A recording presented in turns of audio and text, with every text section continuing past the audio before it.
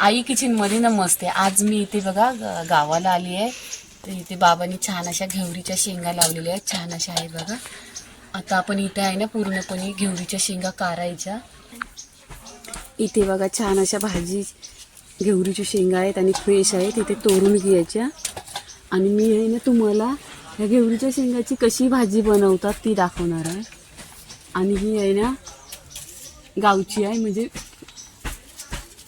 शेंग एकदम केमिकल वगैरे काही नाही ना. इथे पहा कशा आहेत, अशा पूर्णपणे इथे मी शेंगा काढून घेते. आता इथे घेवऱ्याच्या शेंगा बघा असं छान काढलेल्या आहेत पूर्णपणे. आता इथे आहे ना याची भाजी बनवायची आहे छान अशी. इथे घेवऱ्याची शेंग आहे ना कशी साफ करायची ती तुम्हाला दाखवते. घेवऱ्याची शेंग पहिले आणि तोडायची, तोडल्यानंतर आहे ना बघायची आतमध्ये आली वगैरे आहे काय, नंतर मग कट करून घ्यायची. अशी आहे ना आपण पूर्णपणे इथे बघा भाजी अशी साफ करायची पूर्णपणे. इथे घेवऱ्याची शेंग आहे ना साफ धुवून घेतलेली आहेत बघा. 2 ते 3 पाण्याने स्वच्छ धुवायचं आणि त्याच्यामध्ये बटाटे टाकायचे आहेत. इथे 2 ते 3 बटाटे घेतलेले आहेत, बटाटे पण स्वच्छ धुतलेले आहेत. इथे कढीपत्ता घेतलेला आहे छान असा बघा, गावचा एकदम फ्रेश कढीपत्ता आहे. कढई ठेवलेली आहे, त्याच्यामध्ये 2 चमचा तेल टाकायचं. तेल बघा इथं तेल टाकलेलं आहे. इथे 1 चमचा जिरं टाकायचं. जिरं छान असं तरतरलं पाहिजे. छान इथं जिरं तरतरलंय. इथे आहे ना मी लसूण आणि हिरवी मिरची आणि अद्रक ह्याचा ठेचा बनवून घेतलेला आहे.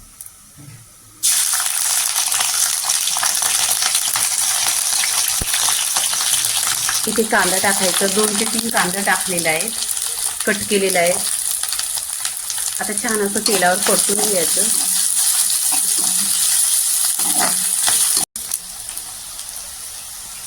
इथे कढीपत्ता टाकायचा. कढीपत्ता टाकल्यावर तेलावर छान असं परतून घ्यायचं. ते झाल्यानंतर इथे आहे ना टोमॅटो टाकायचं. 1 ते 2 टोमॅटो टाकते मी. टोमॅटो पण तेलावर छान परतून घ्यायचं. इथे काय करायचं, मीठ टाकायचं चवीनुसार, कारण टोमॅटोवर मीठ टाकल्यावर आहे ना टोमॅटो एकदम सॉफ्ट होतो.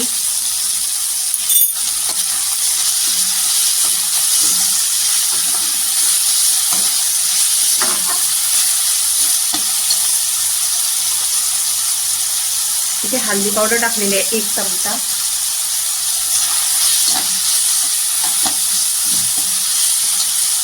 इथे भाजी आहे टाकून घ्यायची.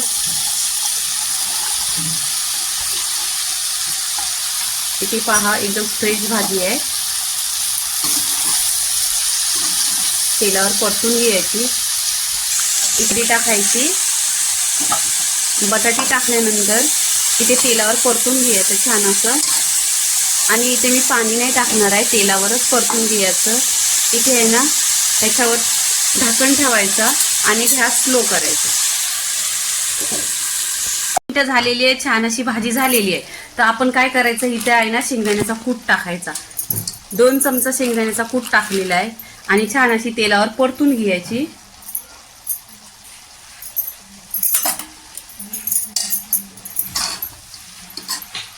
इथे बघा भाजीमध्ये पाणी नाही टाकलेलं, छान इथे भाजी झालेली आहे. आता काय करायचं, शेंगदाण्याचं कूट टाकलेलं आहे ना, तर 10 मिनिटं आपण ढाकण लावून ठेवायची.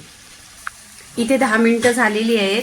आता आपण आहे ना इथे कोथिंबीर टाकायची आणि गॅस बंद करायचा. आणि इथे भाजी बघा छान अशी झालेली आहे, एकदम टेस्टी भाजी झालेली आहे पूर्णपणे. इथे घेवऱ्याच्या शेंगाची भाजी झालेली आहे. लाईक करा, शेअर करा, सबस्क्राईब करा आणि नेहमीच खात राहा. धन्यवाद.